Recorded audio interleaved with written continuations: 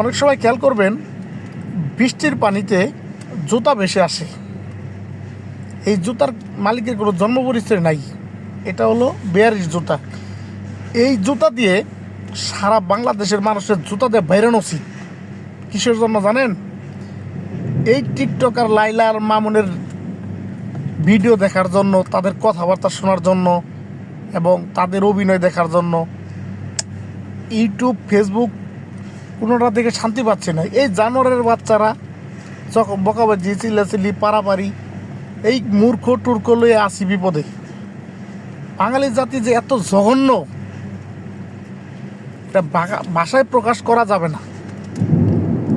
এক পতিতালয়ের ব্যবসা মাগি এবং ওই প্রিন্স মামুন আর একটা টোকাই, এদের নাটক থেকে আমি বাঁচতে চাই, আর আমার দেশের মানুষকেও বাঁচাতে চাই। আর ভালো লাগে না, এই অধৈর্য হয়ে যাচ্ছি।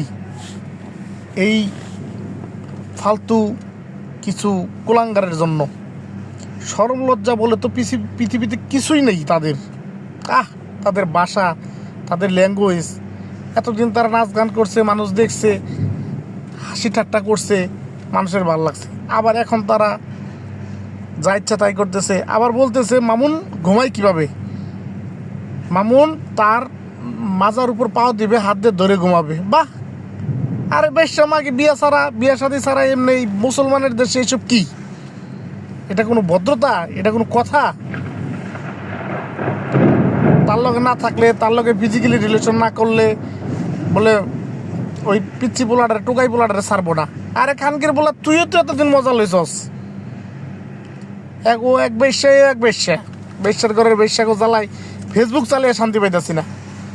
আমি আমার দেশের প্রশাসনের কাছে দৃষ্টি আকর্ষণ করছি, এদের বিরুদ্ধে কোনো একটা ব্যবস্থা নিন, যেন আমরা বাঁচতে চাই। অসহ্য হয়ে যাচ্ছি এই কুলাঙ্গারদের জন্য। লজ্জা শরমহীন দুইজনের। মূর্খের বাচ্চা, ভালো গাড়ি ভালো বাড়ি দেখায়, শোয়ারের বাচ্চা। আর বুইরা বেটির নাই লজ্জা সরম। বুইরা বেটি সরম লজ্জা বেঁচা গেছে। ইসলাম কান্ট্রিতে এসব কি জঘন্য